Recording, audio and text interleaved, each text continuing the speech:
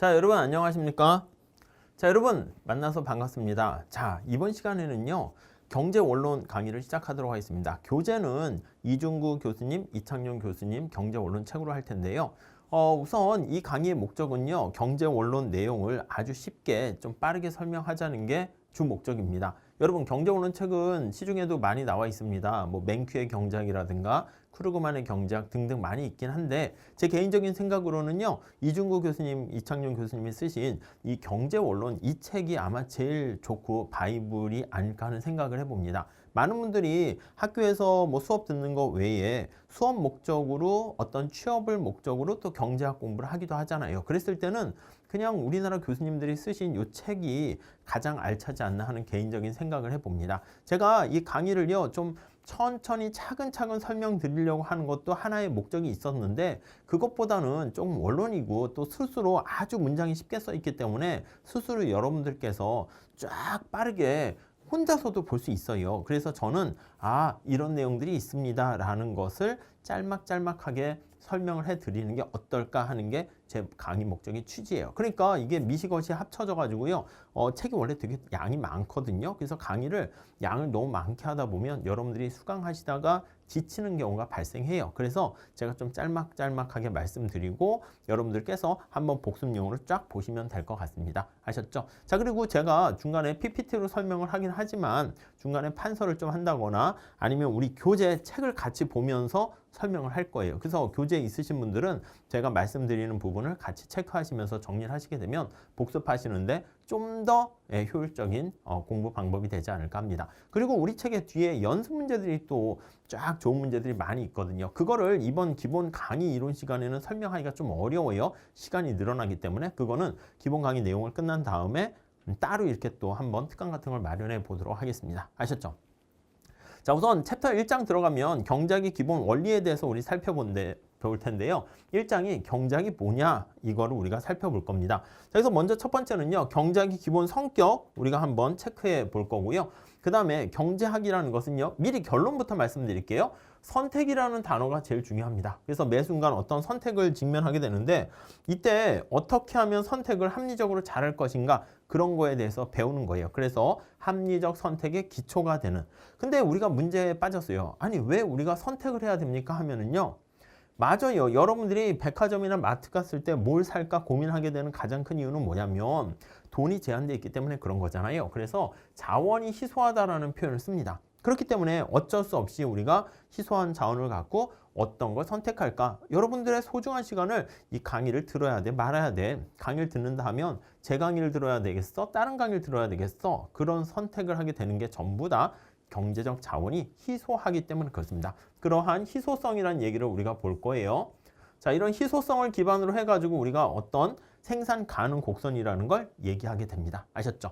자, 그 다음에 4절에서는요. 국민경제의 전체적인 기본 골격과 우리 경제학에서는요. 어떤 시장에 대해서 우리가 다루는 것을 경제학의 학문이다. 이렇게 얘기할 거예요. 근데 시장 하면은 물건을 사는 사람과 파는 사람들이 모여있는 장소인데요. 그 중에 가장 중요한 게 가격이 바로 그러한 역할을 한다라고 보시면 되겠습니다.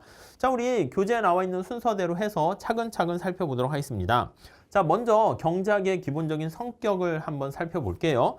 자, 우리 경제학이다라고 하면은요, 뭔가라고 하면은요, 우리 책 앞에도 나와 있는데 이게 애매해요. 그 경제학 많이 들어보고 우리 소중한 우리의 삶에서 아주 밀접하게 옆에 있는 것 같은 느낌은 드는데 야, 경제학이 뭐 배우는 학문이야? 하면 이게 정체가 애매합니다. 그래서 경제학이 우선 뭘 다루는가 살짝 한번 눈여겨볼게요. 그래서 거기 첫 번째 줄에도 있습니다.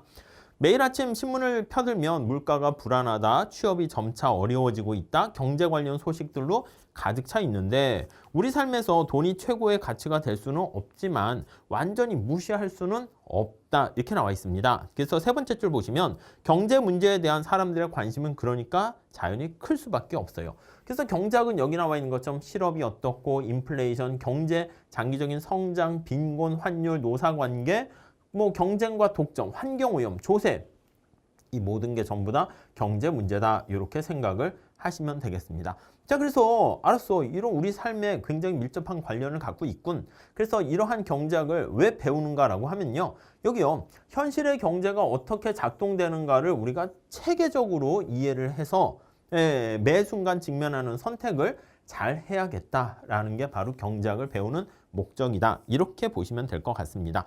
자, 그래서 거기 세 번째 단락에 그렇게 나와 있습니다. 지금 이 얘기예요. 경제학을 배우는 목적은 두 가지로 요약할 수 있는데 하나는 이거예요. 현실 경제가 어떻게 작동하는가, 그 작동 원리를 파악하게 되는 것이고요. 거기 나와 있죠. 그래서 세 번째 줄 보시면 경제 지식이 없으면 다양한 경제 현상과 관련된 인과관계를 우리가 체계적으로 이해한다는 것은 경제에 다양한 관심되는 변수들이 원인과 결과를 어떻게 우리가 바라볼 수 있는가, 그거를 파악하는 게 우리의 목적이다라고 생각하시면 되겠습니다. 무슨 말씀인지 아시겠죠?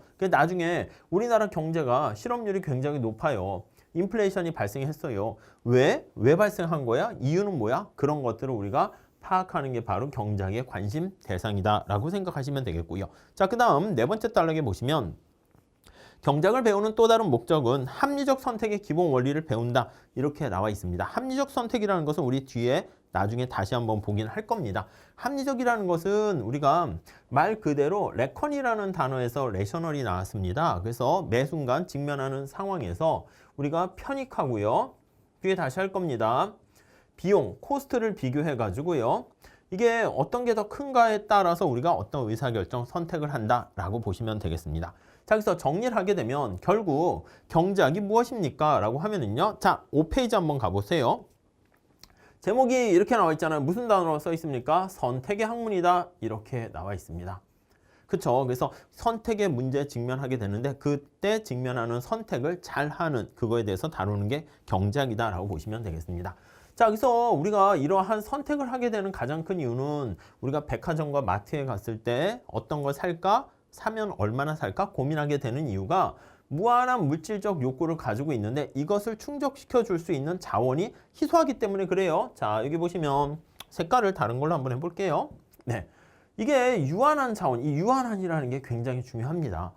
여기서 말하는 자원이라는 것은 우리의 어떤 목적을 달성시켜주는 여러 가지 돈도 자원이에요. 돈도 자원이고 아니면 시간도 자원이고 아니면 에너지도 자원이고 그렇게 됩니다. 이 모든 것, 말 그대로 석탄, 석유 같은 지하 자원도 자원이다 이렇게 보시면 되겠습니다. 이런 것들이 우리가 제한되어 있기 때문에 어쩔 수 없이 우리가 어떤 선택을 한다라는 문제에 직면하게 됩니다. 자, 그래서 우리가 경제하면은요, 유한하다라는 게, 희소하다라는 게 항상 머릿속에 깔려 있어야 됩니다. 희소한 이렇게 나와 있죠. 자, 그러니까 도대체 경제라는 얘기를 듣게 되면 여러분들은 본능적으로 희소한 이게 들어가 있어야 돼. 그래서 거기 보시면 경제제라고 돼 있잖아요. 경제제. 이게 뭡니까 하면 희소한 재화야. 자유제는 희소하지 않습니다. 충분해서 무한히 많이 갖고 있는 거를 자유제, 프리가 사실 이제 번역을 공짜 이렇게 생각하시면 돼요. 공짜 재화다 이렇게 생각하시면 되겠습니다. 아셨죠? 그래서 경제제라는 것은 희소한 재화, 그리고 자유제라는 것은 공짜, 프리라는 게 대가 없이도 이렇게 보시면 돼요. 그래서 대가가 없이도 얻을 수 있는 재화를 자유제 이렇게 얘기하고요. 경제제는 뭔가를 선택하려고 하면 대가가 있어야 된다. 이렇게 보시면 되겠습니다. 아셨죠? 자, 그래서 우리가 희소한 자원을 어떻게 효율적으로 사용할 것인가, 인간의 물질적 욕구를 충족시키기 위해서 라는 그걸 연구하는 학문이 경제학이다 이렇게 보시면 되겠어요. 자, 두 단어 잘 보세요. 첫 번째는 희소한이라는 거 계속 강조하고 있고요. 인간의 물질적 욕구를 충족시키겠다는 거, 그거 잘 보시고, 그래서 어떻게 활용이라는 말이 무슨 말을 바꾼 겁니까? 선택 계속 얘기하지만 저희 시작할 때 선택이라는 단어 이렇게 정리를 하시면 되겠습니다. 자, 그래서 우리 5페이지 중간에 이 단어 경제학 개념이라는 그 문장 빨간 색깔이 있는 거 잘 좀 체크해 주시죠. 그래서 다음 단락 보시면 첫 번째 줄 찾으셨습니까? 욕망은 무한한데 그것을 충족시켜 줄 수 있는 수단이 제한되어 있기 때문에 우리는 초이스, 선택이라는 문제에 직면하게 된다. 그래서 한마디로 경제학은 뭐 하는 학문이야? 하면은 선택을 어떻게 하면 잘할 것인가, 그거에 대해서 우리가 관심을 갖는 학문이다. 이렇게 보시면 될 것 같아요. 자, 그 다음에 이런 선택과 관련돼서는요, 꼭 우리가 기업을 하거나 이런 것만 있지 않아요. 사회적, 개인적 차원에서 이 모든 선택의 문제를 다 경제학으로 우리가 다룰 수가 있습니다. 그래서 전통적으로는요, 경제학은 무엇을 생산하고 말 그대로 생산된 거를 교환하고 소비하는 이런 거와 관련된 걸 다루는 게 바로 경제학이다 이렇게 얘기하는데 최근에는요 선택과 관련된 것이면 전부 다 경제학이 됩니다. 그래서 우리 책에도 나와 있고 여기 있습니다. 가정의 경제학 이래 가지고요 우리 결혼을 할까 말까 이것도 많이 고민들 하죠. 내가 결혼하면은 미치는 거 아닌가? 결혼하면 발생하는 여러 가지 비용과 결혼했을 때 얻게 되는 행복과 즐거움 비교했는데 비용보다 편익이 더 크면 우리는 결혼하는 것이고 아니면 하지 않는 거야. 애를 낳는 것도 마찬가지입니다. 애를 만약에 한 명을 낳았어요. 한 명을 키우는데 자녀가 있는데 한 명 더 낳을까? 가족 계획을 세운다 합시다. 근데 한 명 더 낳았을 때 얻게 되는 베네핏이 있을 것이고 한 명 더 낳게 되면은 여러 가지 교육비라든가 등등등 육아 비용이 발생하잖아요. 그랬을 때 편익보다 비용이 크면 그만 낳자 이렇게 되는 것이고요. 오히려 비용 대비 편익이 더 크면 그럼 애를 한 명 더 낳게 되는 거죠. 범죄도 마찬가지입니다. 우리 은행을 한번 털어볼까? 은행을 한번 털었을 때 거기서 얻게 되는 이득 있잖아요. 우리가 돈을 털어가지고 얻다 은닉해서 내가 그거를 부를 가질 수 있는 그런 거랑 야 근데 은행 털다가 걸리면 까먹가잖아. 그 비용과 같이 고려하는 거야. 그래서 걸릴 확률까지 계산을 해가지고 범죄를 저지를까 말까 이런 것들이요. 아니면 또 예술의 경제학, 스포츠 경제학 이 모든 것들이 전부 다 경제학의 영역이다라고 보시면 되겠습니다. 자 그래서 거기 보시면 5페이지 맨 마지막 줄에 경제학의 관심 영역이 이렇게 크게 늘어나게 되니까 사정을 잘 모르는 사람은 야 이게 경제학이야? 이럴 수 있는데 지금 우리가 말씀드린 것처럼 어떤 선택과 관련된 것들은 전부 다 경제학의 범위에 들어갈 수 있다라고 보시면 되겠습니다. 자 이거는 여러분들께 셀프로 볼게요. 거기 6페이지에 가보시면 가정의 경제학에서 뭐 여러 가지 게리 베커와 관련된 자녀를 얼마나 낳을 것인가 자녀의 양뿐만 아니라 질 그런 것까지 신경 써서 이걸로 이제 노벨상을 받게 됩니다. 그래서 요즘 우리가 저출산 고령화 문제가 되게 많이 있는데 그런 것들도 경제적으로 분석할 수 있다라고 보시면 될 것 같습니다. 네, 그 정도 정리하시면 될 것 같고요. 자 그러면 우리 경제학을 어떻게 하면 올바르게 배울 수 있는가? 올바른 태도 이렇게 나와 있습니다. 첫 번째는요. 경제학은 논리의 학문입니다. 뭐 암기하는 과목은 아니고요. 우리 일상생활에 발생하는 많은 논리적인 관계를 봐요. 그래서 만약에 이러한 상황이라면 언제나 if then 이런 식으로 끌고 가요. 무슨 말씀인지 아시겠습니까? 이러한 상황에서는 이렇게 되고 저런 상황에서는 이렇게 된다. 그렇기 때문에 어떤 논리의 철저한 학습이 있어야 되는 것이고요. 그게 없으면 우리가 체계적으로 분석하기가 어렵게 된다라고 보시면 되겠습니다.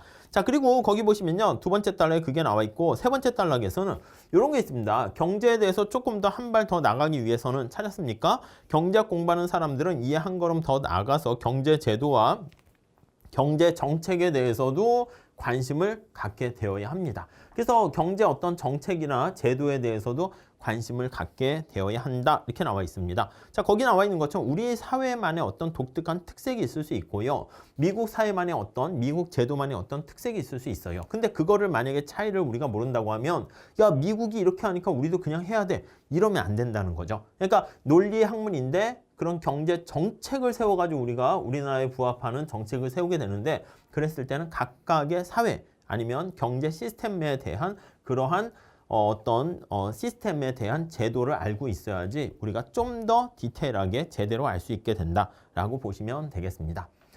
자, 그 다음에 2절에서는요, 우리가 경제학은 뭘 하는 학문입니까? 라고 했으면 선택에 대한 학문이다. 이렇게 말씀드렸어요. 초이스 선택이라는 거 제가 계속 강조하고 있습니다. 근데 선택을 막 하는 게 아니라 합리적인 선택을 해야 되거든요. 우리가 합리성이라는 거, 우리가 레셔널이다라는 표현을 쓰게 되는데 경제학에서 이 합리적이라는 것은요, 모든 경제 주체가 합리적이라고 얘기하는데 레셔널이 단어가 레컨이라는 단어에서 오신 거 기억하십니까? 그래서 이게 계산적이다라고 생각하시면 돼. 계산적이다. 그러니까 매 순간 선택을 할 때 자기의 어떤 이해 득실을 따지는 거야. 편익과 비용을 따져가지고 편익이 좀 더 크게 되면은 선택하고요. 비용이 크게 되면 선택을 안 한다. 이렇게 생각하시면 되겠습니다. 그래서 이러한 합리적인 선택을 하는 경제 주체들을 우리가 보통 경제인이다. 이렇게 얘기를 합니다. 호모 이코노미쿠스 이렇게 표현을 하고 있어요. 자, 교재 가보시면요. 두 번째 줄에 전형적인 경제인이라는 얘기가 나와 있고요. 이 합리성이라는 게 경제에서 선택할 때 가장 중요한 전제 조건이에요. 근데 우리가 합리적인 계산하는 게 우리의 목적이 아닙니다. 이런 합리적인 선택을 해서 도대체 뭐 하려고 하는 건데 우리 개개인들은 행복을 누리는 것이고요. 이 선택하는 궁극적인 목적이 무엇입니까? 라고 하면은 목적은 개개인들의 어떤 행복을 증진시키는 건데 소비자들은 우리가 나중에 얘기하겠지만 효용이라는 말을 쓸 건데요. 만족을 이왕이면 극대화한다 이렇게 얘기할 거고요. 기업은 어떤 선택을 합니까? 라고 하면요. 돈을 많이 버는 거예요. 그것을 이윤을 극대화한다 이렇게 보시면 될 것 같습니다. 그래서 효용, 만족의 극대화랑 그리고 이윤의 극대화 이렇게 생각하시면 될 것 같고요. 자, 그런데 그러니까 우리가 그 측면에서 봤을 때 우리 수단의 합리성이다 라는 거예요. 주어진 목표를 달성하기 위해서 우리들은 만족을 극대화하기 위해서 기업들이 이윤을 극대화하기 위해서 어떻게 효율적으로 선택을 할 수 있는가, 도달할 수 있는가 그거에 대해서 다루는 게 바로 수단의 합리성이다. 이렇게 보시면 되겠습니다. 자, 지금 말씀드린 것처럼 어떤 의사결정할 때는요. 이 편익이요. 편익은 베네핏이에요. 이득이라고 생각하시면 되겠습니다. 그리고 이제 비용이요. 비용은 코스트예요. 코스트. 그래서 어떤 선택을 하게 되면 그랬을 때 발생하는 베네핏이 코스트보다 크게 되면 선택을 한다. 대학 갈까 말까 고민할 수도 있어요. 옛날에는 그냥 당연히 코스트보다 베네핏이 크니까 또 남들이 가니까 우르르 가는데 요즘 같은 경우에는 자기가 인생을 어떻게 살 것인가에서 대학 진학이 어떤 역할을 할 것인가 생각하셔야 되는 거죠. 남들 가니까 무조건 대학 가는 게 아니라 가서 얻게 되는 편익이 있을 것이고요.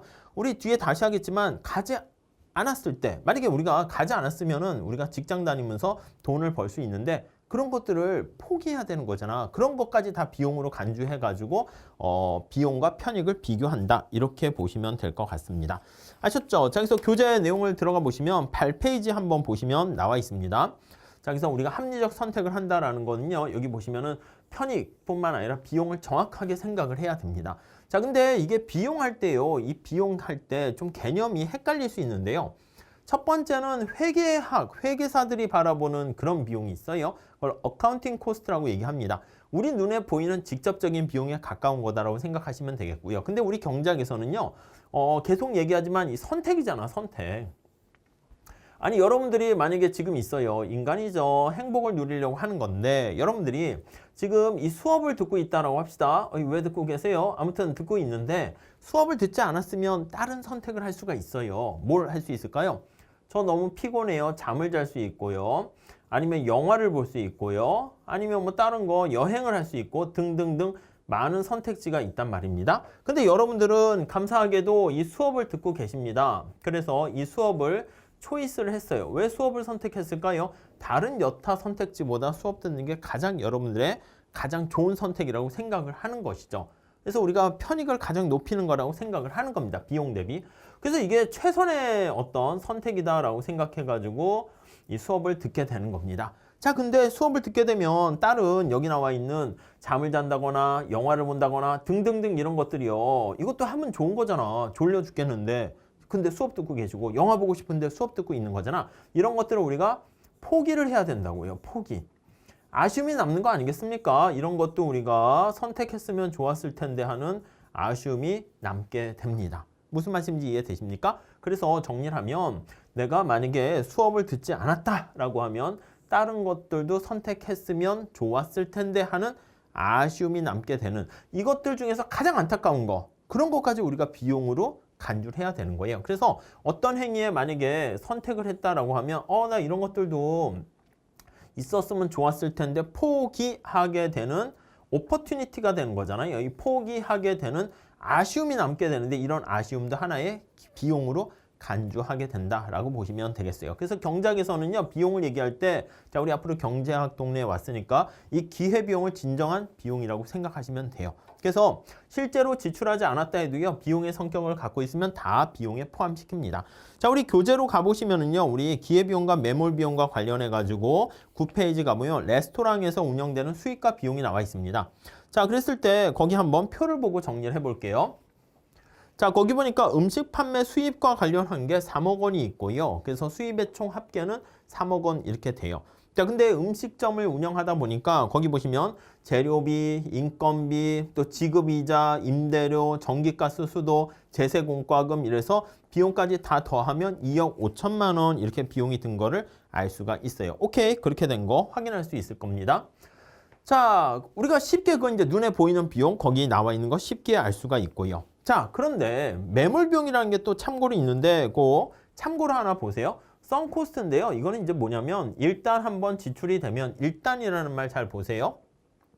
한번 돈을 쓰면 엎질러진 물이야. 다시 회수할 수 없는 비용의 성격을 갖는 것을 매몰 비용이야. 지나간 버스야. 여러분들이 보통 뭐가 대표적인 게 있을까요? 한번 투자했는데 회수가 불가능한 것들은 다 매몰 비용입니다. 지금 엎질러진 물 말씀드렸죠. 우리가 전통적으로 얘기하는 것은 영화 티켓표를 극장표를 얻었는데 요즘이야 재발매가 가능하지만 옛날에는 표를 잃어버리면 그냥 다시는 회수할 수 없는 그런 것들이거든요. 아니면 흔히 광고 이렇게 할게요. 광고를 했는데 뭐 제일 잘 나가는 뭐 연예인 누가 있을까요? 훌륭한 유명한 연예인을 해가지고 우리가 뭐 매티에스라고 할까요? 매티에스 앞으로 유명한 뜰 기업이에요. 그래서 유명한 BTS에 버금가는 매티에스가 생겼어요. 뭐 메가리에서 매티에스 이렇게 했는데 이 매티에스 멤버들이 막 이제 우리가 뭐 엄청난 돈을 주고 광고를 찍었어요. 자, 공부를 하기 위해서는 매티에스로 오세요 해가지고 다 미소 짓고 이렇게 찍어가지고 광고를 내보내려고 했는데 광고 다 찍었어요. 몇 억씩 막 주고 몇십억씩 주고. 근데 얘네들이 불미스러운 사건 때문에 어떤 사고가 생긴 거야. 이미지가 안 좋은 사건. 어떻게 해요? 이미 우리는 동영상을 찍고 광고 촬영을 했기 때문에 이거 야 아까우니까 일단 투입한 거니까 지출한 거니까 이거 계속 내보내야 될까요? 그만둬야 될까요? 뭐 어떻게 해? 이거 그냥 다 날려야죠. 가끔 우리가 엔터테인먼트 같은 어떤 연애 프로그램 같은 것도 보면은 뭐 개그나 아니면 그런 거 할 때 보면은 뭐 이제 게스트로 출연한 사람이 있는데 그 사람에 대해서 이렇게 다 촬영까지 마쳤는데 불미스러운 안 좋은 사건이 생기게 되면 어떻게 그 사람만 이렇게 편집하기도 하잖아. 정 안 되면 그게 애매하면 통편집을 한다고요. 아깝지만 버리게 된다고. 그래서 그런 것들을 우리가 뭐라 그러냐면 매몰 비용이에요. 그래서 우리가 고려하지 않는 것이 합리적이라는 건 뭐냐면 어떤 선택했을 때 이런 것들은 고려하지 않는 게 가장 바람직하다. 이렇게 보시면 되겠습니다. 자, 그래서 우리가 현실에서 많은 사람들이 지나간 과거에 연연하는 경우를 많이 볼 수 있는데 이런 것들 그러면 안 되는 거예요. 그걸 이제 콩고드의 오류다. 이렇게 생각하시면 될 것 같고요. 네, 우선 그 정도 정리하시면 될 것 같고요. 자, 우리 앞에서 기회비용 해서 레스토랑 얘기를 해놨는데 그 9페이지에 나와 있는 그 예 있잖아요. 그 기회비용 따지는 거는 우리가 나중에 또 다시 한번 얘기할 거예요. 기본적으로 수입은 3억 원이고 비용이 2억 5천만 원 되는 건데 그 사람이 박 씨가 만약에 호텔 요리부에서 이 사업을 하지 않고 500만 원의 뭐 돈을 받기로 했었다라고 하면 블러블러 얘기가 있거든요. 그럼 1년 동안 판매 수입이 3억 원 될 걸로 얘기하는데 비용 블러블러 하게 되니까 2억 5천만 원 비용이 돼서 5천만 원 이득을 얻을 걸로 생각하고 있습니다. 그런데 거기 나와 있는 것처럼 그러니까 레스토랑을 만약에 했을 때 그 사람이 계속 할까 말까 이 고민을 하게 되는데 그때 생각하는 게 기회비용이에요. 여기 살짝 한번 조금만 더 부연 설명을 드리도록 할게요. 자, 여기 한번 볼까요? 자, 여기다 쓰면 그러니까 새로 이렇게 칠판을 하나 열었어요. 자, 여기 9페이지 보시면 나와 있는데요. 자, 이 사람이 원래 레스토랑에 가기 전에 이제 다른 직장을 다니고 있었어요. 여기 회사를 다니고 있었습니다. 예, 별전자를 다니고 있었어요. 별이 4개니까 사성전자 이렇게 합시다. 자, 요때 이제 회사를 다니고 있었는데 자, 거기 보시면 세 번째 단락, 세 번째 줄 한번 보세요. 자, 직장을 다닐 때 이 사람의 연봉이 얼마냐면 6천만 원이라고 할게요. 6천만 원 이렇게 있었어요. 그래서 요거를 이렇게 하고 레스토랑을 하나 운영하기로 했습니다. 레스토랑 치킨집을 한다고 할게요. 그래서 치느님을 모시기로 했습니다. 자, 치킨집을 하려고 하는데 치킨집을 했을 때 앞서 살펴본 것처럼 거기 보시면 수입의 합계는 어떻게 됩니까? 라고 하면 총수입이다 라고 하면 총자도 쓸게요. 수입이 얼마였습니까? 거기 보시면 3억 원 이렇게 있어요. 자, 그런데 이때 발생하는 거기 보시면 총 비용은 비용이 합계예요. 우리가 봤을 때 이제 회계적인 측면에서 얘기한 거죠. 2억 5천만 원 이렇게 있어요. 그러니까 이렇게 쭉 하게 되면은 이윤이 얼마입니까? 라고 하면요. 총 벌어들인 수입에서 비용을 뺀 나머지가 5천만 원 이렇게 된 거예요. 우리가 봤을 땐 이거를 이윤 이렇게 하면 이게 0.5억 원 하니까 5천만 원 이렇게 된 거야. 자, 우리가 이것만 놓고 봤을 때는 여기 나와 있는 이 상태만 놓고 봤을 때는 야, 괜찮네 이렇게 생각할 수 있어요. 뭐 괜찮긴 해요. 여기 보시면은 색깔을 좀 이걸로 할까요? 나쁜 건 아니야. 남는 장사라고 할 수 있잖아요. 이윤이 이만큼 됐으니까. 근데 문제가 하나 있어요. 뭐냐면 경제학은 아니 사성전자를 다니면서 6천만 원 받고 있었는데 내가 레스토랑 치킨집을 하고 있습니다. 그러면 이걸 둘 다 동시에 할 수 있는 게 아니잖아. 내가 만약에 이쪽 길을 가게 됐으면 이거 포기해야 되는 거 아닙니까? 이거 6천만 원을 포기해야 되는 거야. 이 아쉬움이 발생하는 건데 이거 날리는 거야. 이것도 비용으로 간주를 해야죠. 자, 그러니까 우리가 얼핏 봤을 때는 야, 내가 말이야 레스토랑에 있을 때 얻게 되는 이윤이 여기에 5천만 원이 되니까 야, 이거 해야겠다라는 생각이 들 수 있는데 가만히 생각하면 내가 회사 다녔으면 연봉이 6천이야. 치킨집 하면 연봉이 5천 되는 거야. 어떻게 해야 돼요? 말아야 돼요? 안 하는 게 더 나은 거지. 그러니까 우리가 지금 뭘 말씀드리고자 하는 거냐면 우리가 그 경제학적 마인드가 없는 경우에는 특히 회계학이나 경영학 그런 측면에서 봤을 때는 이 사업을 했을 때 이윤은 그러니까 이게 앞에 보는 게 뭐냐면 회계적 이윤이야. 회계사들이 바라보는 이윤은 여기 있는 것처럼 5천만 원 이렇게 되는데 경제학적인 측면에서 봤을 때는 이거 지금 야 이게 아니라 이거 포기한 것도 비용으로 간주해야 되는 거 아니냐 그런 생각을 하게 됩니다. 자, 그래서 여기 나와 있는 것처럼 이것도 비용으로 간주해야 된다는 거예요. 이해 가십니까? 그래서 여기 나와 있는 포기에 따른 내가 직장을 그만두고 포기에 따른 6천만 원도 비용으로 처리를 해야 되는 것이고 그래서 이것도 비용 처리를 합니다. 자, 그래서 이것도 만약에 우리가 비용으로 처리하게 되면은 경제적인 측면에서 봤을 때는 이유는 어떻게 됩니까? 라고 하면은요. 이거요. 오히려 5천만 원이라는 매출액에서 저 기회비용까지 빼게 되면은 오히려 마이너스 1천만 원이다 라는 것을 알 수가 있게 됩니다. 네, 이해할 수 있으시겠습니까? 그래서 우리가 앞서 말씀드린 그냥 회계학적 비용과 경제학적 비용 얘기했을 때는 야, 이거 자기가 선택한 그러니까 만약에 학원을 우리가 운영하거나 어떤 사업을 할 때 이 건물이 우리 건물이다라고 하면은요. 돈이 나가는 게 아닌 것처럼 보이잖아. 야, 니네는 임대료가 안 나가니까 좋겠네. 그게 아니라고요. 이 임대료를요. 만약에 이 학원 사업을 하지 않았다라고 하면은 내가 그냥 이거 딴 사람한테 임대해주면 임대 수익 얻을 수 있는 거잖아. 그러니까 결국 다시 말씀드리면 내가 나한테 임대료를 내는 거다. 이렇게 생각을 하시면 되겠습니다. 아셨죠? 네, 그렇게 정리를 해주시면 되겠고요. 자, 다음에 우리 여기 보시면 3절에는 경제적 자원과 생산 가능곡선 이렇게 나와 있는데요. 뭐 어려운 내용은 아니니까 같이 한번 체크해 보도록 하겠습니다. 자, 11페이지 보시면 되겠습니다. 자, 우리가 앞서 경제적 자원, 경제라는 말이 들어가면은요, 뭔가 희소하다라는 말이 머릿속에 떠올라야 됩니다. 자, 그래서요, 우리가 경제적인 자원, 희소한 자원이기 때문에 여기요, 아껴 써야 한다라는 거 생각하시면 돼요. 무슨 말씀인지 아시겠죠? 근데 우리가 모든 자원을 다 아껴 쓰긴 해야 되잖아. 근데 그걸 다 얘기하면 정신없으니까 우리가 좁은 의미로서 어떤 생산 요소를 가지고 얘기할 거예요. 그래서 물건을 만들 때 투입되는 생산 요소가 노동, 자본, 토지 이런 거예요. 그래서 노동이라는 것은 일을 하려는 사람들에 의해서 공급되는 서비스예요. 이게 처음에 하실 때는 노동이라는 게 사람 몸으로 생각하시면 이런 분들이 있는데 그건 아니에요. 우리가 몸을 팔고 이렇게 되는 거는 노예 제도가 없기 때문에 그건 아니고 여러분들이 저를 고용하거나 누구를 채용했다 그러면 그 사람의 어떤 몸을 산다기보다는 그 사람이 노동력을 제공하는 서비스 있잖아요. 일을 하는 그런 거예요. 그런 거라고 생각하시면 돼요. 무슨 말씀인지 아시겠죠? 자본이다라고 하면요. 생산에 사용되는 건물, 기계, 공구, 설비 이런 거예요. 그래서 또 역시 캐피탈이라는 자본 얘기할 때는요. 제가요 사업하려고 하는데 자본금이 부족해서 그거 아니야. 그거 이제 돈 얘기하는 거잖아요. 그러니까 금융시장에서 그거고 우리가 여기서 얘기하는 건 그런 자본은 우리가 금융자본에서 앞에다 파이낸셜을 붙일 거예요. 그러니까 여기서는 그냥 뭐 이 사람이 노동을 해, 일을 해, 땅을 파.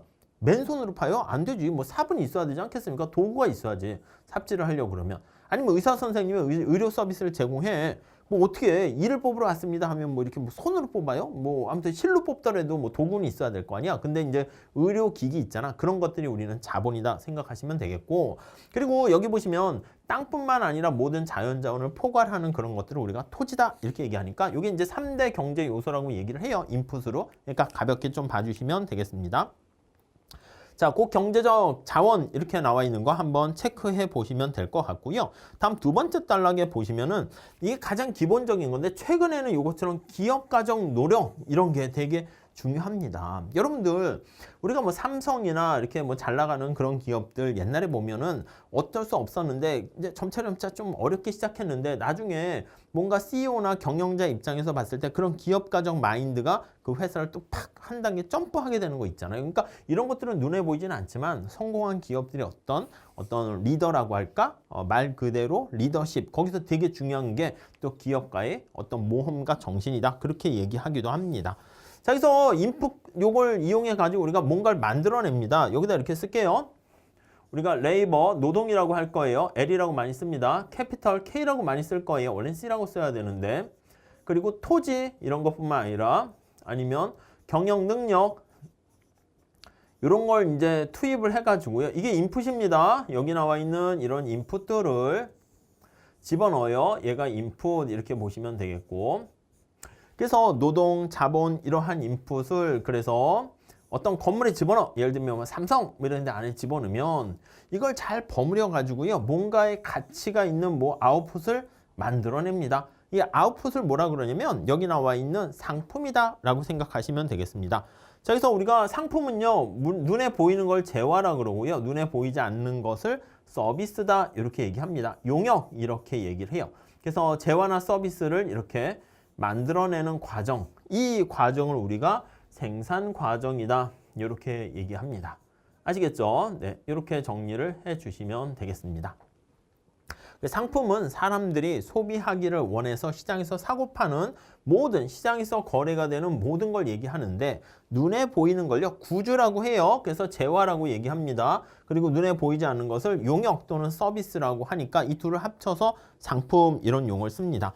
자, 우리 책에 보시면은요 쌀이나 옷, 자동차처럼 우리 주위에 보는 수없이 많은 물건들이 바로 재화의 범주에 속하고요. 또 상품으로 매매되는 서비스, 의료 서비스, 이발 서비스, 휴대폰 서비스, 보험 서비스 이런 것들 다 눈에 보이지 않는 서비스다. 이렇게 정리를 하시면 되겠습니다. 자, 이런 인풋을 통해서 나온 아웃풋에 대한 그러한 상품이죠. 그걸 이제 뭔가 우리가 좀 그림을 그려가지고 설명하려고 만들어낸 게 생산 가능 곡선이다 라고 보시면 되겠습니다. 자, 여기서 첫 번째 줄 보시면 한 경제에 주어져 있는 생산 자원, 노동과 자본과 토지와 이런 걸 통해 가지고 모두 활용해서요. 특히 최대한 활용을 해 가지고 생산할 수 있는 양, 그 아웃풋의 양, 상품의 조합을 우리가 나타내는 곡선이 생산 가능 곡선이에요. 자, 먼저 로빈슨 크루소 같이 혼자 존재하는 그런 가상적인 상황을 생각해 봅시다. 단순한 어떤 경제 상황이에요. 자, 노동력만 있다라고 할게요. 자본 없고요. 이거 왜 이렇게 합니까 하면 나중에 볼 텐데 내용을 좀 심플하게 세상을 바라보기 위해서 그래요. 노동만 있고요. 이 로빈슨 크루소가 한 달 동안 일할 수 있는 게 300시간 노동을 할 수가 있습니다. 자, 로빈슨 크루소가 지금 무인도에 혼자 있어요. 그래서 1시간 동안 노동을 했을 때 생산할 수 있는 상품이 뭐가 있습니까 하면 하나는 딸기가 있고요. 딸기. 또 하나는 물고기를 잡을 수 있습니다.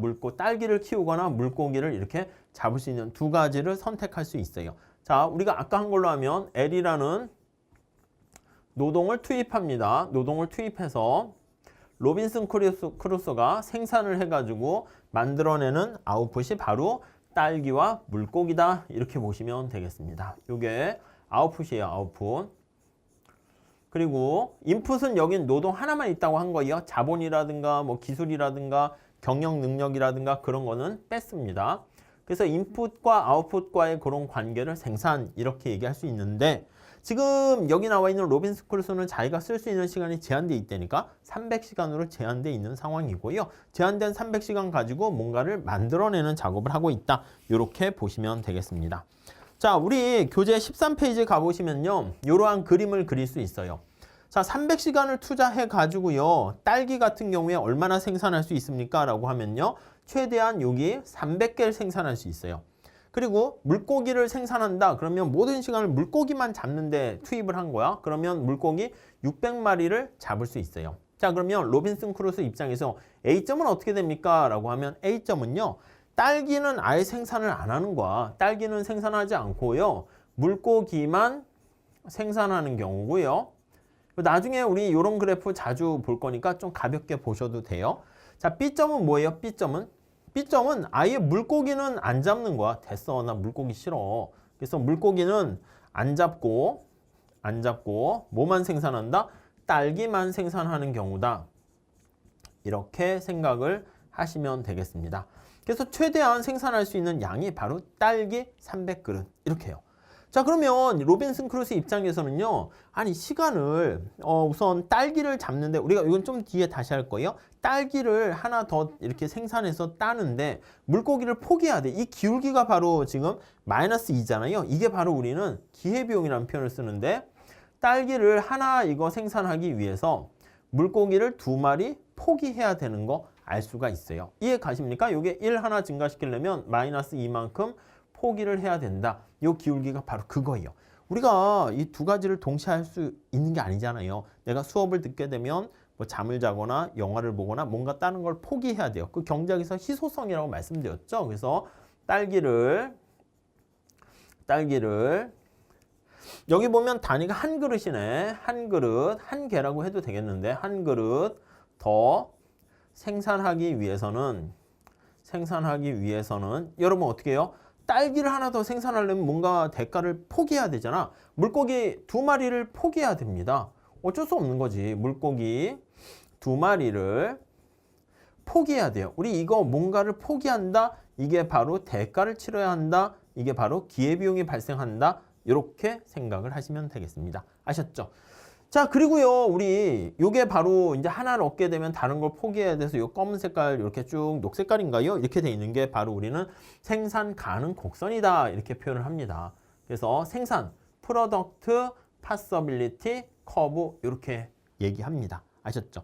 자, 근데 거기 D점과 같이 만약에 요 안에 있는 건요, 내가 만약에 이쪽이라 할게요. 여기라 합시다. 여기 뭐 예를 들면 여기 D점을 여기다 쓰는 게 더 낫긴 한데 이렇게 합시다. 이렇게 꺾어가지고 여기 100개 이렇게 있어요. 100개 생산하는데 D점 여기쯤이라고 생각할게요. 여기쯤. 그럼 점점 보시면 내가 물고기를요 한 뭐 250마리 이렇게만 잡는 거야. 아니 그러면 내가 지금 딸기를 100개를 생산하는데 물고기 250마리다? 아니요. 여기 나와 있는 거 좀 더 물고기를 더 생산하거나 딸기를 더 딸 수가 있다. 이렇게 얘기를 해야 되는 거죠. 그래서 이 노란 색깔 칠한 이 안쪽에 있으면 생산 가능 곡선 안쪽은 비효율적이다라고 하는데 이게 낭비라고 써주세요. 낭비 이렇게 보시면 될 것 같고요. 이 바깥쪽에 있는 거는 지금 내가 가지고 있는 능력과 그리고 어떤 노동력과 시간 가지고는 달성할 수 없는 점이다. 이렇게 보시면 될 것 같습니다. 뭐 어려운 얘기는 아니고요. 가장 중요한 게 바로 뭐냐면 이 기울기 있잖아요. 그래서 딸기를 한 단위 더 생산하기 위해서 뭔가를 포기해야 된다. 그 정도만 잘 보시면 될 것 같습니다. 자, 요거를요 좀 더 일반화 시켜가지고 이제 그림을 나타내려고 해요. 자, 그래서 여기 보시면 선분 직선 모양의 생산 가능 곡선이다라고 하면은요. 지금 전제 조건이 노동만이 유일한 인풋이고요. 1시간의 노동을 가져다주는 딸기와 물고기의 양을 우리가 얘기하고 있는 겁니다. 근데 현실에서는요. 노동 외에 여러 생산 요소가 존재할 수 있고요. 그리고 생산 요소 투입량의 변화에 따라서 얻을 수 있는 상품의 양도 변할 수가 있어요. 이런 모든 것들을 다 고려해가지고 현실적인 상황을 고려해서 나타낸다라고 하면요. 그때 생산 가능 곡선은 원점에 대해서 오목하다는 표현 잘 체크해 두시죠. 자, 그래서 우리가 14페이지에 보시면 이런 그림이 나와 있어요. 그래서 우리가 아까 했던 거랑 똑같습니다. 요 파란 색깔 위에 나와 있는 게 가장 우리가 최선을 다해서 생산하고 있는 여기가 효율적인 점들을 나타내고요. 효율적인 수준을 나타내고 이 안쪽은 어떻게 된다고요? 우리가 비효율적이라는 표현을 썼어요. 비효율적이라는 것은 비효율적인 낭비가 있다. 이렇게 생각을 하시면 되겠고요. 자, H점은 어떻게 됐습니까? H점과 같은 이런 점은 우리가 달성할 수 없는 점이야. 달성이 불가한 점을 나타낸다라고 보시면 되겠습니다. 자, 그런데 우리가 지금 주어진 로빈슨 크루소가 이렇게 나와 있는 생산 가능 곡선이었는데 갑자기 새로운 도구가 생긴 거야. 물고기를 잡는 어떤 그물을 얘가 만들어냈거나 아니면 여기 뭐 쌀, 옷 이렇게 해놨는데 딸기 물고기라고 하면은 딸기를 따는 새로운 도구를 만들어냈거나 그렇게 되면 아니면 시간이 늘어났어. 체력이 좋아져가지고 하루에 뭐 아니면 뭐 한 달 동안 뭐 일할 수 있는 시간이 300시간이었었는데 그게 일할 수 있는 시간이 훨씬 더 늘어났다 생각하면은 얘가 생산 가능 곡선이 밖으로 이동하는 걸 알 수가 있습니다. 아셨죠? 그래서 경제 성장이 이루어졌다라고 하면은 우리가 보통 성장이 이루어진다라고 하면 생산 가능 곡선이 밖으로 이동한다 보시면 될 것 같습니다. 요거는 나중에 우리가 국제 무역뿐만 아니라 더 확장지어서 많이 배울 테니까 좀 여러분들이 좀 체크하시면 될 것 같고요. 그리고 이제 두 가지만 하나 말씀드리면 첫 번째 하나 말씀드릴 게 뭐가 있냐면 이게 일반적인 경우로 이렇게 생겨요. 여기 원점을 우리가 기준으로 보면 여기서 바라다 봤을 때 이렇게 된 형태는 오목한 형태다 이렇게 얘기합니다. 자, 앞에서 본 것처럼 생산 가능 곡선이 이렇게 될 수도 있어요. 이게 뭐 여기 보시면 쌀이고요. 지금 쌀과 옷으로 해놨으니까 그렇게 얘기하면 우하향하는 직선 이렇게 될 수도 있고요. 자, 아니면 이렇게 생길 수도 있습니다. 이게 쌀이고요. 이제 XJ, YJ 이렇게 할 수 있는데 모양이 이렇게 생길 수도 있어요. 이렇게 생기면 이름을 얘기할 땐요. 여기 원점에서 이렇게 바라보는 거잖아요. 이거를 볼록하다 이렇게 표현을 하게 되고요. 이렇게 되면 오목하다 이렇게 표현을 하게 됩니다. 이제 표현 방법 그 정도만 좀 잘 체크해 두시면 될 것 같습니다. 자, 그리고요. 여기 보시면 생산 가능 곡선과 관련해서 우리가 앞서 살펴본 것처럼 여기서 이쪽으로 가요. 여기 화살표 이렇게 있잖아요. 이건 바로 뭐냐면 여기서 쌀이라 할게요. 쌀을 한 단위 생산하게 되면 이만큼 옷을 포기해야 돼. 쌀을 생산하려고 하면 옷을 이렇게 포기해야 된다는 것을 알 수가 있습니다. 무슨 말씀인지 이해되시겠죠? 자, 그래서 그 정도 좀 잘 봐주시면 될 것 같고요. 자, 한번 정리 좀 한번 해볼게요. 자, 우선 첫 번째, 이게 이제 사실 뭐 중요한 내용이긴 한데, 자, 생산 가능 곡선이라는 P, PC 이렇게 있잖아요. PPC가 만약에 여러분 우하향한다라고 한번 생각해 볼게요. 우하향한다라고 하면은 이게 뭘 뜻합니까? 라고 하면은요. 자, 그림을 살짝 그려볼게요. 자, 이번에는 우리나라 말을 쓰기 뭐하니까 XJ, YJ라고 할게요. 얘가 우하향해요. 이렇게. 자, 그러면 여기서 알 수 있는 건 뭐냐면 XJ를 내가 한 단위 더 생산하기 위해서 이만큼, 이거 델타가 이제 증가시킨다는 표현이에요. 변화한다는 거예요. 증가하고 있어요. 그때 이만큼 YJ를 포기해야 돼요. 이해 가십니까? 이렇게. 이게 우하향한다라는 것은 내가 XJ를 생산하기 위해서는 뭔가 희소한 자원을 가지고 YJ를 포기할 수밖에 없어요. 그렇잖아. 여러분들이 내가 준비하는 게 경제학 공부를 좀 더 해야겠다 그러면 그 시간을 딴 데 쓸 시간을 가져오는 거니까 다른 걸 포기해야 된다라는 것을 알 수가 있습니다. 무슨 말씀인지 아시겠죠? 자, 이 얘기는 우하향한다는 얘기는 XJ를 우리가 추가로 생산을 더 하게 되면 생산 시 자, 대가가 필요합니다. YJ를 얼마? 포기해야 돼요. 일부의 YJ를 포기해야 돼요. 그때 얼마를 포기해야 되니 그걸 보는 건데 이 포기한다는 것 때문에 우리가 기회비용이 발생한다 이런 표현을 쓰게 됩니다. 네, 이해하시겠습니까? 자, 그래서 여기서도 XJ를 하나 더 생산할 때 YJ를 이만큼 포기하는 거 알 수가 있어요. 자, 그런데 거기 14페이지 거기 보시면은요. 두 번째 단락에 우리가 현실에서 보는 생산 가능 곡선은 이렇게 선분이 아니고요. 앞에서 본 것처럼 원점에 대해서 오목하다 이렇게 말씀을 드렸어요. 이렇게 생긴다고요. X가 있고 Y가 있으면 이렇게 돼 있는 경우로 생각을 해볼게요. 자, 그럼 직관적으로 살짝 봤을 때 어려운 얘기 아니니까 천천히 잘 봐보세요. 내가 XJ를 하나 생산할 때 YJ를 포기해야 돼요. 이만큼. 생산할 때 YJ를 포기해야 되고 이거 하나 생산할 때 YJ를 포기해야 되고 자, 우리가 지금 여기 나와 있는 것처럼 XJ를 한 단위 생산하려고 하는데 포기하려는 YJ 양이 여기 있는 것처럼 처음에는 조금밖에 안 돼, 요만큼. 근데 그 다음에 포기하려는 양이 어떻게 돼요? 이렇게 엄청나게 크다는 걸 알 수가 있습니다. 얘는 어떻게 된다고? 포기하는 양이 일정해요. 이게 지금 기회비용이라고 제가 말씀을 드렸잖아요. 뭔가 기회비용. 그래서 얘는 우하향하는 직선이다 하면 이건 좀 어려울 수 있습니다. 기회비용이 일정하다 이렇게 보시면 되는데 이렇게 생겼어. 자, 눈을 여기서 한번 바라봅니다. 이렇게 바라볼 때 여기서 바라보니까 오목하다 이렇게 생각을 할 수가 있어요. 표현을 이렇게 하는데 이때는 내가 XJ를 하나 생산할 때 처음에는 포기하려는 양이 작다가 점차 커지는 거 알 수가 있어요. 쉽게 생각하면 이게 축구팀이라고 생각할게요. 축구팀이고 축구팀을 하나 더 생산한다 합시다. 여기가 합창팀이라고 할게요. 노래하는 팀이에요. 자, 학생들이 100명이 있어. 근데 축구팀을 한 명에서 11명 이렇게 해서 축구팀을 만들려고 했는데 그때는 축구를 하고 싶은데 노래는 별로 싫어하는 학생들이 있을 거 아닙니까? 그 사람들은 입만 뻥긋뻥긋 하는데 축구팀을 하나 만들게 되면 당연히 축구팀 하나 만드는데 포기하려는 노래를 별로 싫어하지 않는 그런 사람들이 가게 되는 거니까 축구를 좋아하는 사람들이 가게 되는 거니까 그 기회비용이랄까 포기하는 대가가 별로 크진 않습니다. 근데 축구팀을 하나, 둘 자꾸 만들다 보면은 노래는 하고 싶은 애들을 강제로 축구팀을 만들어야 되는 거잖아. 그러면 우리가 어떤 걸 생산할 때 뭔가를 포기해야 되는 거예요? 기회비용인 거예요? 그러니까 우아형하면 기회비용이 발생하는 건데 이렇게 오목하다라고 하면은 역시 마찬가지로 X제 생산에 따른 생산의 기회비용이 Y로 표현한 거예요. 좀 요거 나중에는 조금 더 자세히 볼 겁니다. Y제로 표시한 기회비용이 점차 커진다. 이걸 체증한다. 이런 표현으로 나타내게 됩니다. 자, 그래서 거기 보시면 14페이지 맨 마지막 제줄에 있습니다. 자, 우리 앞에서 나와 있는 이거 이제 뿅 하고 잠깐 들어갈게요. 앞에서 나와 있는 F에서 여기 나와 있는 G점으로 갈 때 보시면 뭐라고 되어 있습니까? 하면 원점에 대해서 오목하다 이렇게 되어 있잖아요. 자, 그러면 거기 세 번째 줄 보세요. 쌀 생산을 늘리려고 할 때, 자, 밑줄 치세요. 곡선의 기울기가 점차 가팔라진다. 그렇죠. 여기 보시면 접선의 기울기가, 이거 한번 될까요? 한번 굵게 한번 표현해 볼게요. 접선의 기울기가 이렇게 돼 있었다니까? 이렇게 돼 있는데, F점에선, G점에서는 접선의 기울기가 훨씬 더 가팔라지는 거잖아. 이 접선의 기울기가 뭐냐면, X제 하나 생산하기 위해서 Y제를 얼마나 포기해야 되는가? 그 기회비용을 나타낸다. 라고 보시면 되겠습니다. 그래서 밑에서 세 번째 줄 보세요.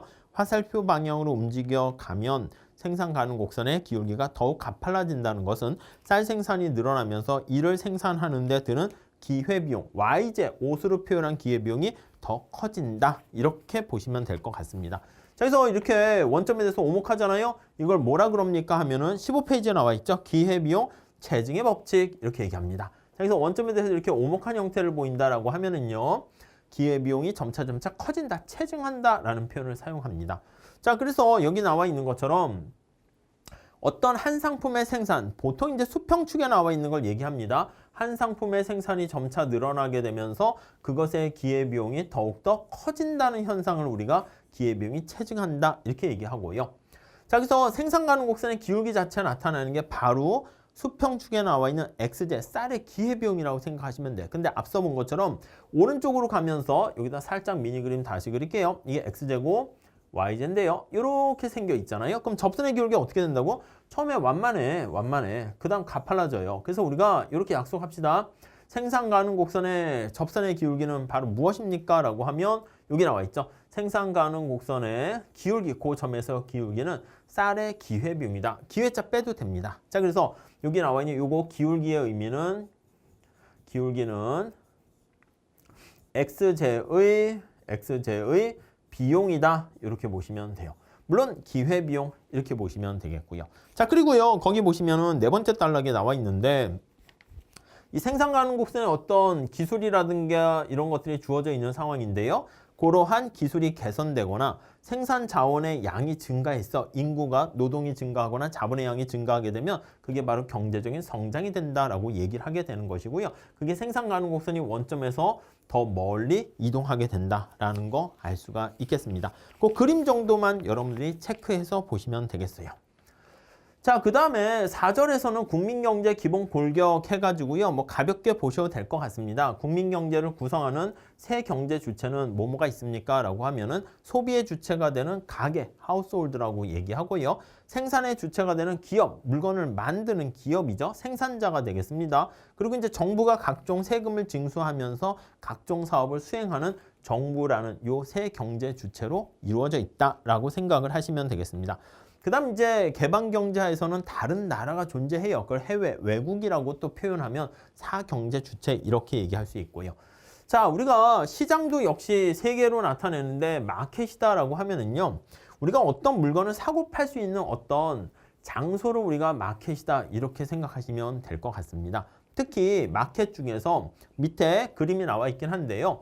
어떤 상품이 거래되는 시장을 상품 시장이라고 얘기해요. 우리 상품이 뭐라고 그랬습니까? 눈에 보이는 것을 재화, 옷이라든가 쌀 이런 거고요. 눈에 보이지 않는 걸 뭐라고 그랬죠? 서비스 이렇게 얘기합니다.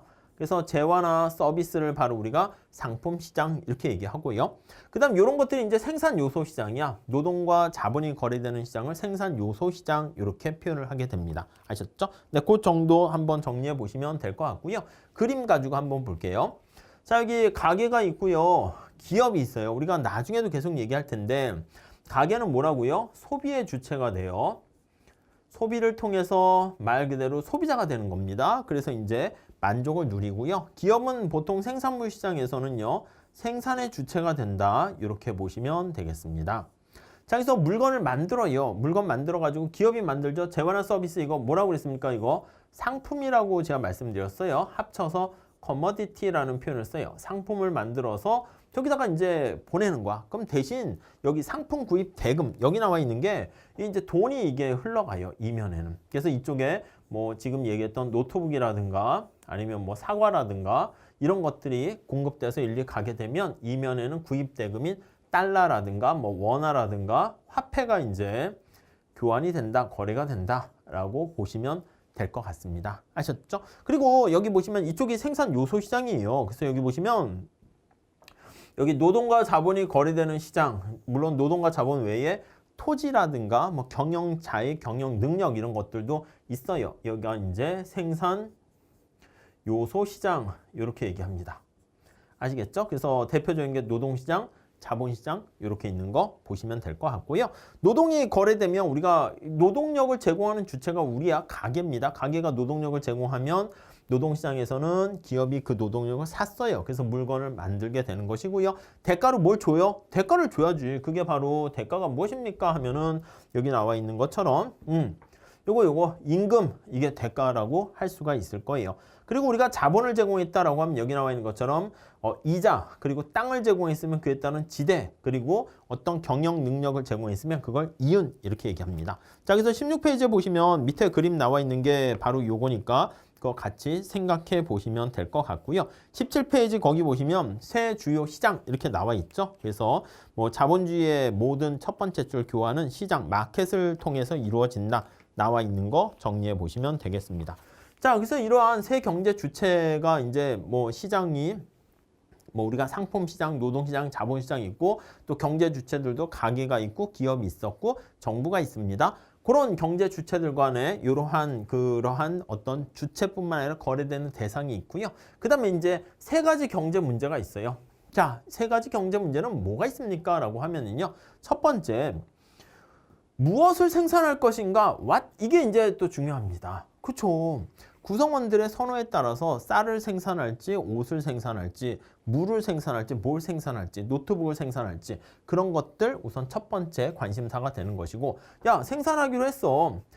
만약에 노트북을 아니면 쌀을 생산하기로 하면 어떻게 생산할 것인가 그 how라는 그 방법이 또 관심사가 돼요. 이왕이면 비용을 줄이면서 가능한 한 많이 생산하려고 노력을 하겠죠. 그래서 이게 이제 두 가지 경제 문제가 되고요. 생산한 다음에 그걸 누구한테 어떻게 배분할 것인가 for whom이라는 표현을 쓰게 됩니다.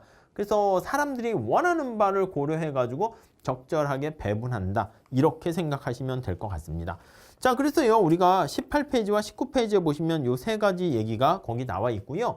이랬을 때 우리가 적절하게 자원을 낭비 없이 엘로케이션, 이거 로케이션입니다. 어떻게 배치하는가예요? 여러분은 축구나 야구도 마찬가지야. 손흥민이라는 우수한 인재를 갖고 있는데 그 감독이 손흥민을 막 골키퍼를 시키거나 이렇게 되면 어떻게 될까요? 제대로 자원을 활용하는 게 아니겠죠. 그래서 어떻게 잘 배치할 것인가, 로케이션 할 것인가 이런 것들이 전부 다 어떻게 보면 효율적인 선택과 관련된 얘기다라고 보시면 되겠습니다. 그래서 19페이지 거기 보시면 우리가 이제 효율적인 자원 배분 이렇게 나와 있고요. 앞에서 말씀드린 것처럼 세 가지 문제가 잘 된 거 그거를 얘기합니다. 자, 그 다음에 우리가 이제 시장과 가격 해가지고요. 시장이라는 게 도대체 왜 존재하는가 한번 살짝 생각해 보시면 여러분들이 치킨을 먹거나 아니면 옷을 사거나 이랬을 때 시장에 가서 물건을 사야 되는 거 아니겠습니까? 만약에 시장이라는 게 없으면 여러분들이 직접 물건을 자급자족해서 만들어야 된단 말이에요. 근데 우리가 라면이나 스파게티나 그런 거를 먹고 싶으면 시장에 가서 그것을 구입을 해요. 자, 그걸 바로 소비자가 시장에 참가해서 얻게 되는 이득이다 해서 소비자의 이득, 잉여 이렇게 얘기합니다. 자, 다시요. 시장이라는 거에 소비자가 참가해요. 그래서 소비자는 시장에서 물건을 구입을 해요. 그래서 어떤 상품을 구입을 해요. 바이를 해요. 구입을 통해서 뭔가 이득을 얻게 됩니다. 이득을 획득하게 됩니다. 네, 이해하시겠습니까? 자, 시장에는요, 또 생산자가 물건을 만들어서 공급해요. 생산자는 내가 물건을 만들었는데 이걸 그냥 가만히 있으면 이런 물건이 있는지 알 수 없잖아. 시장에 가서 사람들한테 알리게 되고요. 그래서 물건을 교환하게 됩니다. 자, 그래서 생산을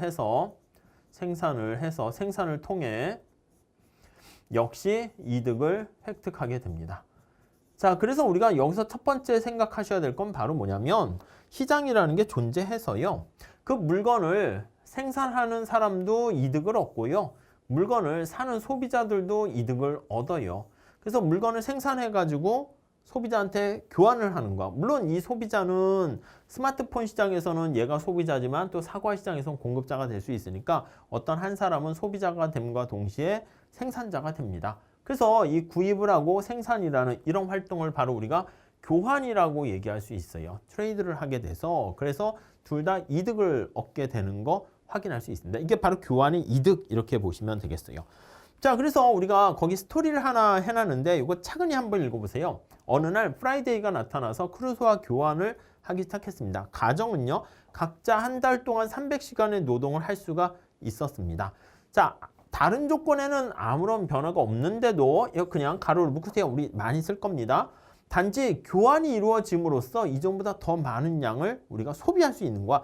더 풍족한 소비를 할 수 있게 되고 물건을 더 많이 살 수 있기 때문에 우리는 더 행복해졌다 이렇게 얘기할 수 있고요. 이게 바로 교환을 통해서 얻게 되는 이득이다 이렇게 보시면 돼요. 아니 무슨 뚱딴지 같은 얘기야 하는데 직관적으로 보면 여러분들이 시장에 가면 치킨도 살 수 있고 옷도 살 수 있고 그렇게 되는데 여러분들이 만약에 시장이라는 게 없으면 어떻게 됩니까? 치킨을 먹고 싶으면 닭을 키워야 돼. 닭아 빨리 자라렴 뿅아리부터 해가지고 이 클 때까지 치킨을 못 먹는 거야. 쌀도 마찬가지고 옷은 자기가 직접 지어 입어야 되는 거잖아요. 근데 시장이 있으면은 그런 교환 행위를 통해서 우리가 더 풍요로운 생활을 할 수 있게 된다라는 것입니다.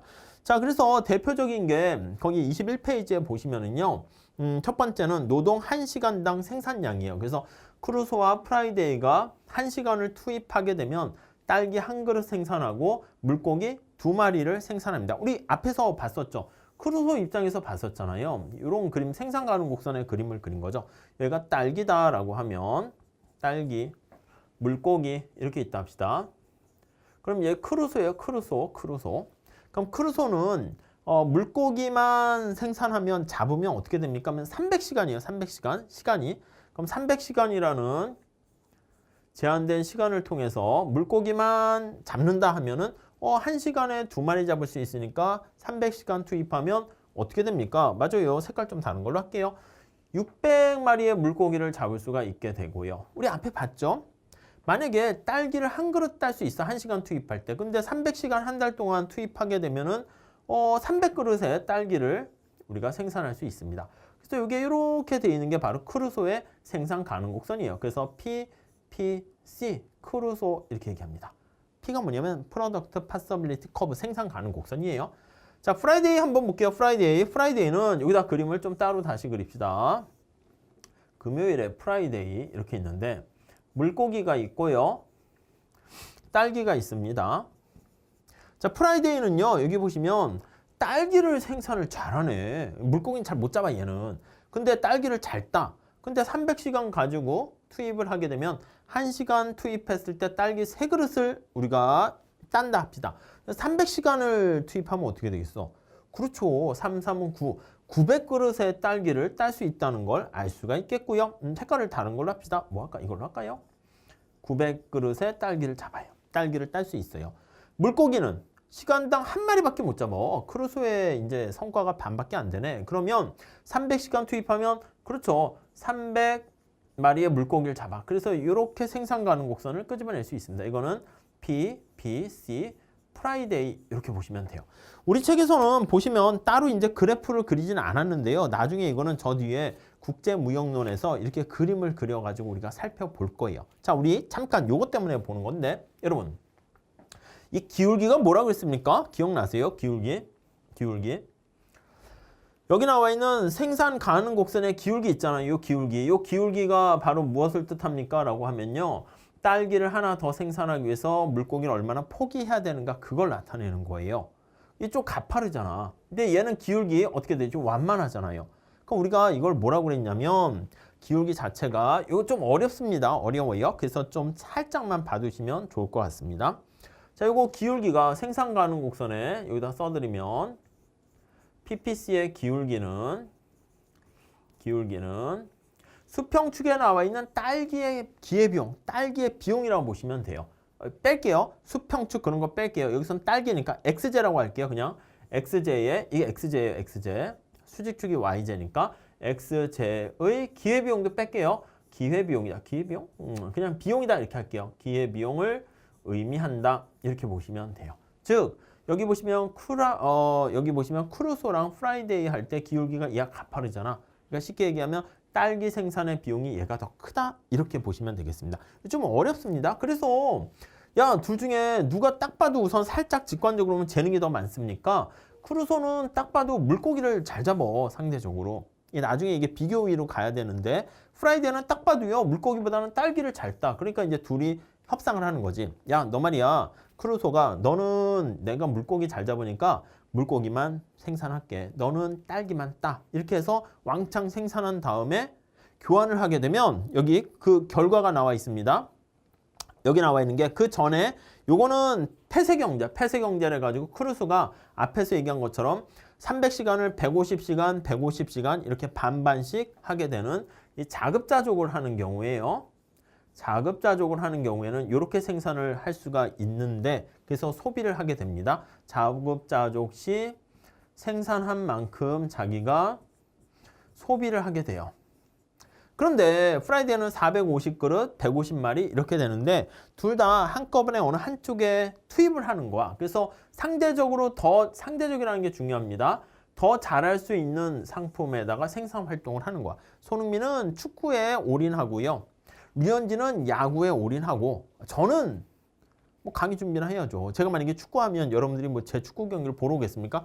안 한다고. 왜요? 잘 못하니까. 상대적으로 축구를 잘하는 사람은 손흥민이니까 손흥민한테 가고 물론 손흥민이 경작 강의를 했는데 더 잘할 수도 있을 거예요. 근데 안 가본 길이기 때문에 뭐라 얘기할 수 없겠지만은 아무튼 상대적으로 더 잘할 수 있는 곳에 투입을 하게 되면 크루소는 물고기에 올인하는 것이고 프라이데이는 딸기에 올인하는 거야. 그래서 만약에 1대1의 비율로 교환을 했잖아요.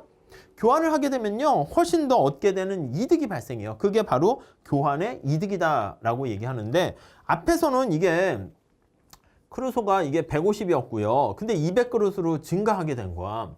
그것뿐만 아니라 그 앞에 표를 보시면 각각의 150시간씩 사용을 했을 때 물고기는 300마리 할 수 있는데 이렇게 600마리로 400마리로 더 많이 우리가 소비할 수 있게 되고 프라이데이는 어떻게 되냐면 450그릇이 되었었는데 훨씬 더 많은 700그릇의 딸기를 소비할 수 있게 되었고요.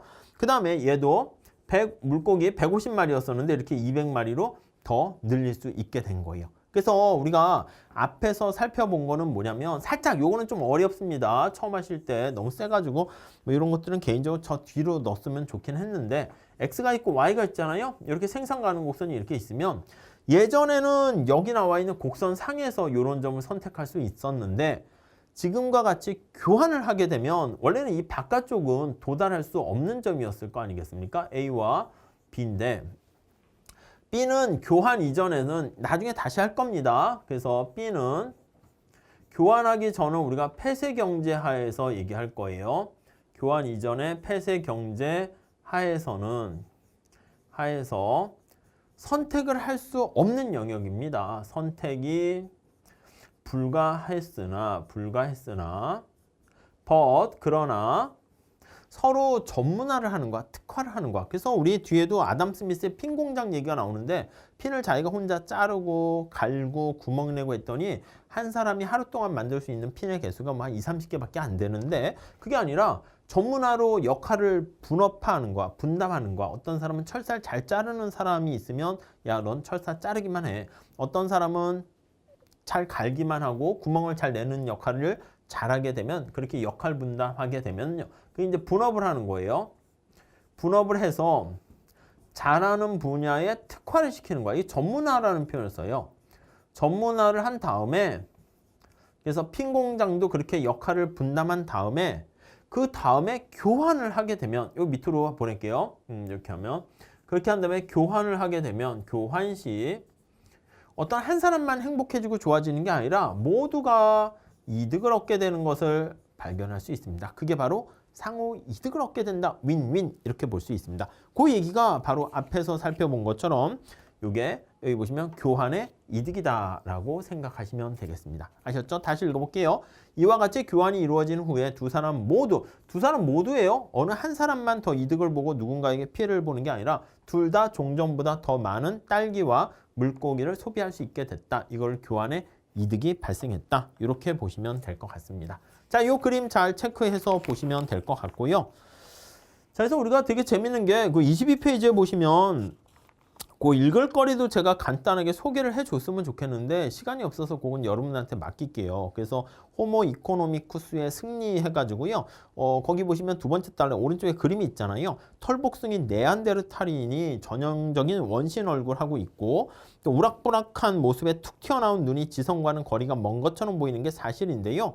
이들이 뇌 용량이 현대인과 거의 비슷하거나 약간 더 컸다라는 거 그런 측면에서 봤을 때는 그렇게 띨띨한 거는 아니었었습니다. 근데 아시다시피 네안데르탈인이 우리가 역사에서 사라져 버리게 된 겁니다. 왜 이렇게 됐지? 할 때 뭐 여러 가지 얘기가 있어요. 23페이지에 나와 있는데 이코노미스트지에 나와 있는 건데 여러 가지 이유가 있지만 거기 우리가 현생 인류와 관련된 그런 데랑 이렇게 서로 경쟁을 붙었을 때요.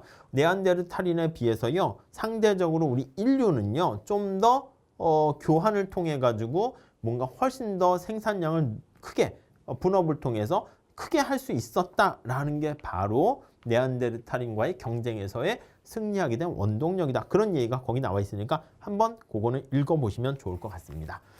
자, 그 다음에 우리가 이제 보려는 건 시장 경제입니다. 시장이라고 하면은 교환이 이루어지는 장소를 우리가 시장이다라고 얘기하고요. 앞으로 이렇게 하세요. 시장할 때는 교환이 이루어지는 장소일 뿐만 아니라 교환할 때 제일 중요한 게 가격이라는 게 가장 중요합니다. 이 가격에 의해서 그걸 보고 우리가 시장의 활동이 결정되기 때문에 앞으로 시장 이꼴 가격이다 이렇게 보시면 되겠어요. 자, 그래서 가격이라는 거, 시장이라는 거에서 제일 중요한 거는 재산권이 확립돼야 되고요. 자유로운 경쟁이 허용되고 자유로운 교역이 분업과 전문화가 이루어져야 돼요. 근데 반면에 통제경제다라는 말을 씁니다. 그래서 이 시장경제 외에 통제경제는 정부가 이런 말이 들어가요. 정부의 명령, 계획, 통제에 의해서 약간 북한 사회주의 생각하시면 돼. 자, 둘 중에 어느 게 더 우월하냐 등등등 장단점이 나와 있는데 그건 뭐 어려운 얘기는 아닙니다. 그래서 우리가 통제 경제는 뭐 나중에 정부가 시장을 이렇게 말 그대로 통제해 가지고요 움직이는 체제가 되는 건데 이렇게 자유로운 시장에 맡겼을 때 사람들이 원하는 바대로 훨씬 더 행복을 누릴 수 있다 이렇게 보시면 돼요. 아니 우리 앞에서 얘기한 것처럼 축구 경기 티켓이 있어. 손흥민 경기랑 제가 뛰는 축구 경기에 티켓이 있어요. 근데 시장 경제에서 어떻게 되겠습니까? 손흥민 경기를 사람들이 가겠지. 다 보고 싶은 걸 원하는 걸 간다고요. 제가 뛰는 모습? 그걸 왜 봐요? 눈벌이거든요. 제 가족이나 볼까? 그렇잖아. 그러니까 자신들의 어떤 선호에 따라서 우리가 원하는 바를 가질 수 있는데 통제 경제, 북한 생각해봐.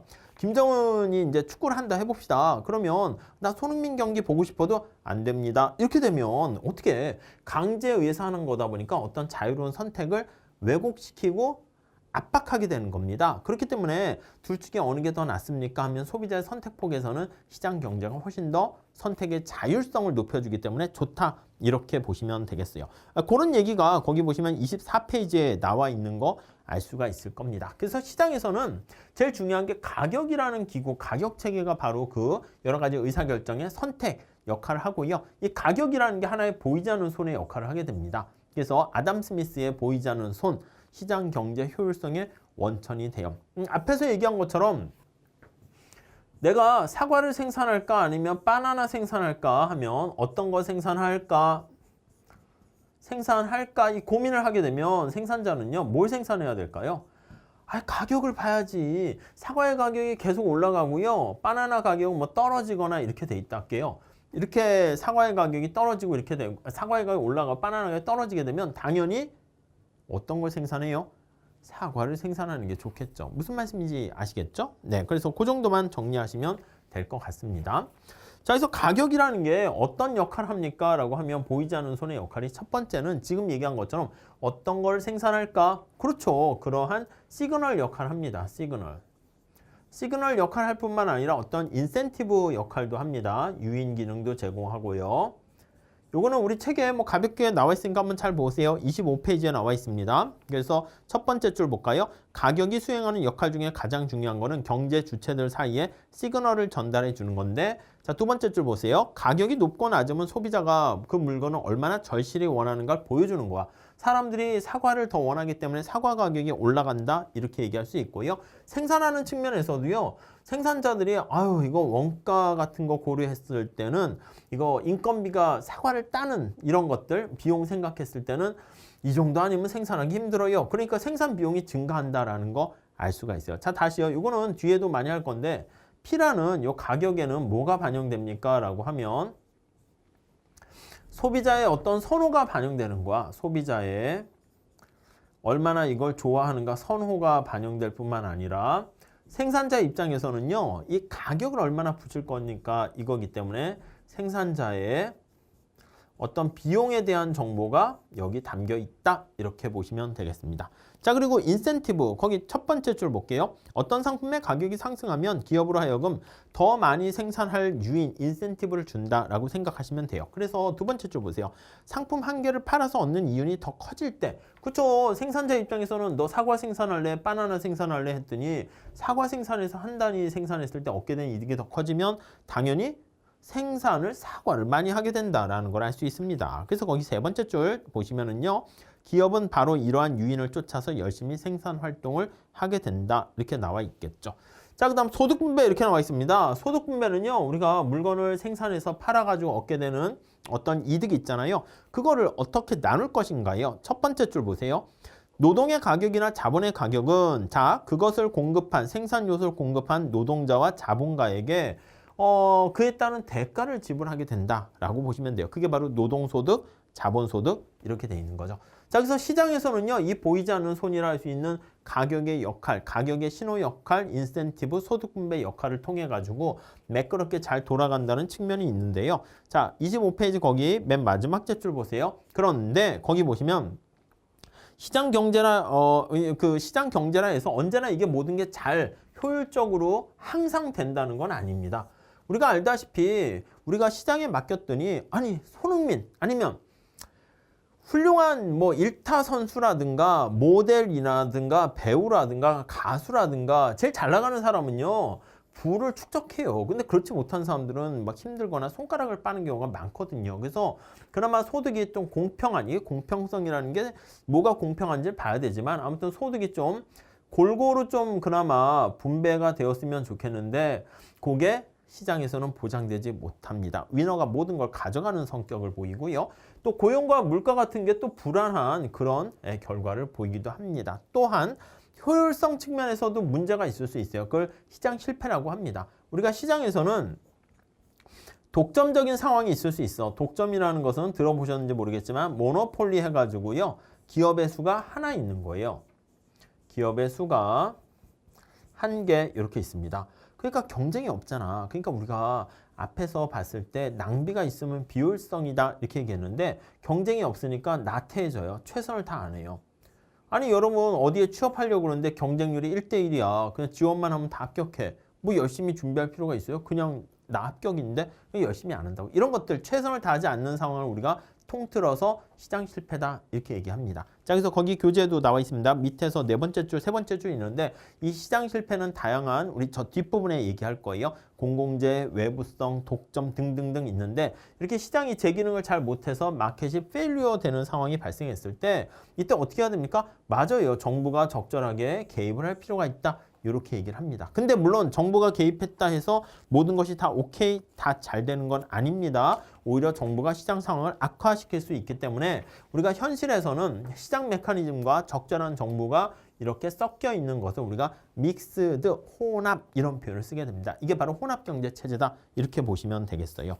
자, 그리고 우리 26페이지 가보시면 애덤 스미스에 대해서 얘기 나와 있습니다. 국부론을 쓴 경제학의 아버지 얘기하는데 사실 이분은 영국의 글래스고 대학에서 윤리학자였습니다. 그래서 뭐 경제학이 뭐 이렇게 쫙 경제 수준이 올라가는 당시 상황에서 어떤 사익을 추구했는데 나쁜 짓은 아닌 돈을 많이 번 사람들이 막 슬퍼하는 거야. 그랬을 때 공공의 이익으로 보이지 않는 손에 의해서 야, 네가 한 행동이 오히려 공익으로 전환될 수 있다. 그러니까 너 그렇게 슬퍼하지 말고 좋은 일을 한 거다라는 것을 강조한, 또 국부로는 국가의 부를 올리기 위해서 앞에서 본 것처럼 교환 있잖아요. 국가 간의 교환, 그게 국가 간의 무역을 얘기하는데 그런 무역을 통해서 국가의 부를 올릴 수 있다라고 주장을 한, 그래서 국부론이라는 그 책 때문에 우리가 경제학의 아버지 이렇게 얘기를 합니다. 그래서 한 번쯤 읽어보시면 될 것 같고요.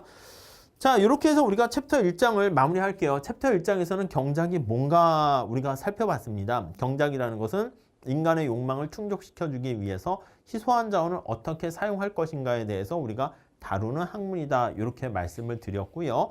뭐 기본적인 내용이긴 하지만 제가 좀 스피디하게 말씀드린다고 했지만 그래도 많은 기초적인 내용이 있으니까 우리 교재 내용을 한번 보시고 한번 쫙 리뷰를 해 주시기 바랍니다. 그리고 뒤에 연습 문제 있잖아요. 연습 문제 다 괜찮아요. 괜찮은데 그것도 나중에 제가 좀 풀어드릴 어떤 시기나 어떤 기회를 좀 마련해 보도록 할게요. 자, 이렇게 해서 챕터 1장의 경제학이 무엇인가 이렇게 마무리 짓고요. 다음 시간에는 이제 경제학을 어떤 방식으로 연구할 것인가, 연구 방법에 대해서 같이 공부해 보도록 하겠습니다. 아셨죠? 자, 감사합니다.